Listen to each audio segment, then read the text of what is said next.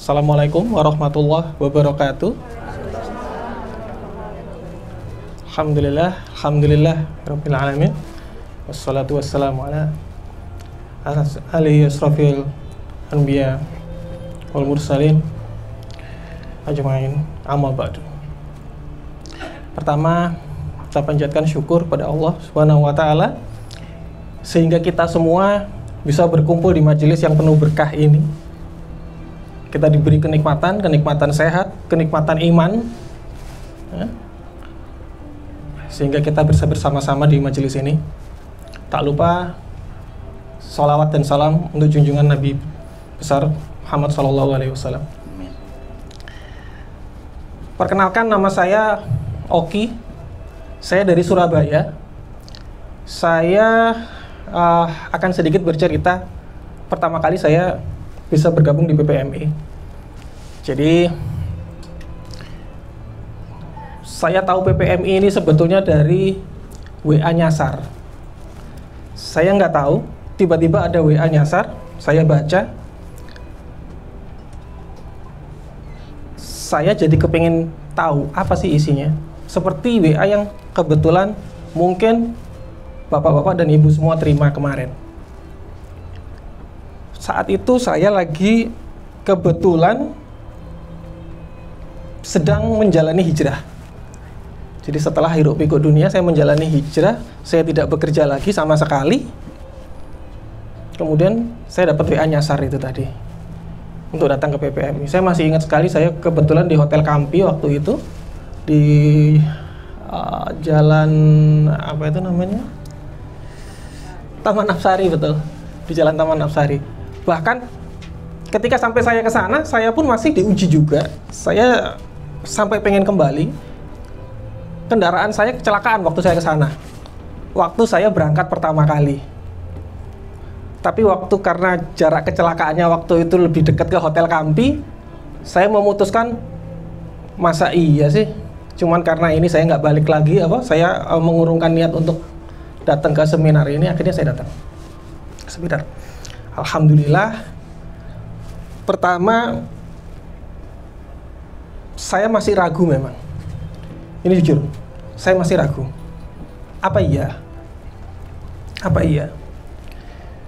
Tapi berjalannya waktu, alhamdulillah, saya jadi bisa menyimpulkan bahwa yang awalnya dari keterpaksaan, akhirnya menjadi sebuah kebiasaan, dan alhamdulillah, itu menjadikan sebuah keajaiban untuk saya.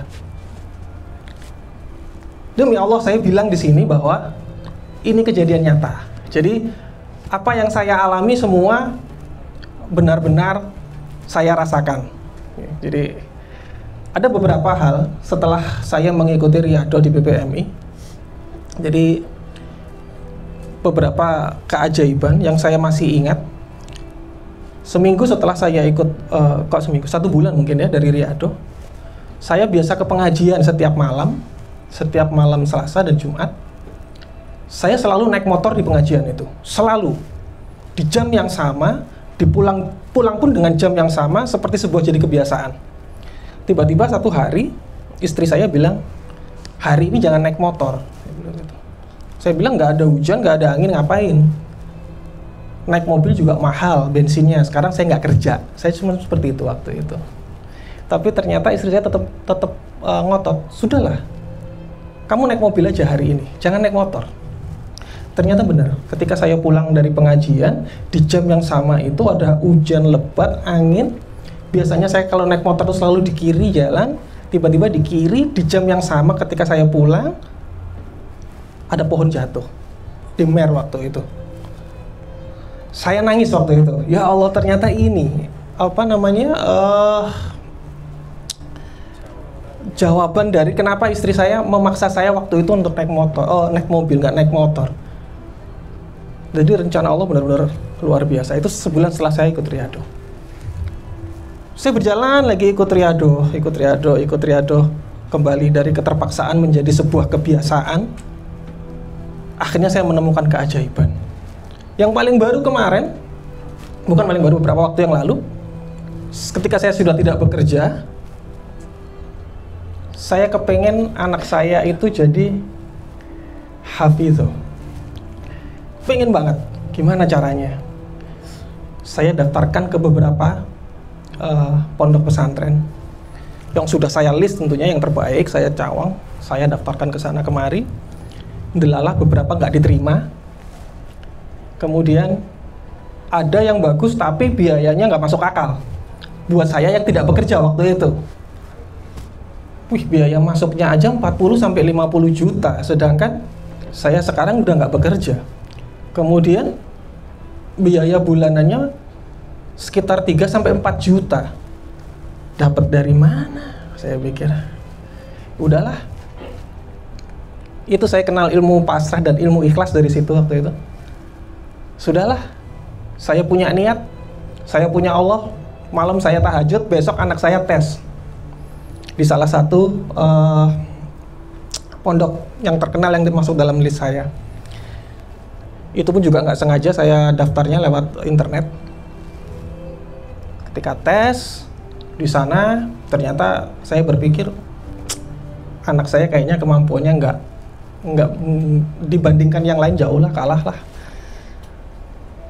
Tapi saya masih ingat waktu itu Ustadz Yudi pernah ada dalam salah satu riadohnya afirmasi positif bahwa saya selalu bilang anak saya bisa, anak saya diterima, insya Allah anak saya diterima. Saya nggak tahu di mana.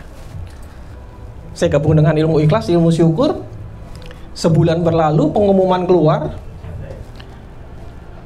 Masya Allah, itu keajaiban buat saya. Keinginan saya dijawab sama Allah. Anak saya diterima, dan nggak main-main, diterima di salah satu pesantren yang terkenal dengan beasiswa full sampai dengan tamat nanti sekolah di Turki. Saya nangis waktu itu ketika saya baca. Saya nggak percaya waktu itu. Saya cuma bilang, alhamdulillah ya Allah. Istri sama anak saya itu sampai kaget lihat saya, mohon maaf ya. Saya sujud waktu itu tiba-tiba. Saya sujud syukur. Semua biaya free, tidak ada biaya 1 sen pun. Sampai anak saya lulus hafiz, sampai melanjutkan ke kuliah di Turki nantinya. Masya Allah. Di situ saya ketemu ilmu ikhlas. Memang berkali-kali saya mencari ilmu ikhlas, ilmu sabar itu seperti apa. Ternyata ikhlas dan sabar itu gampang diucapkan, gampang ditulis, tapi susah dilaksanakan.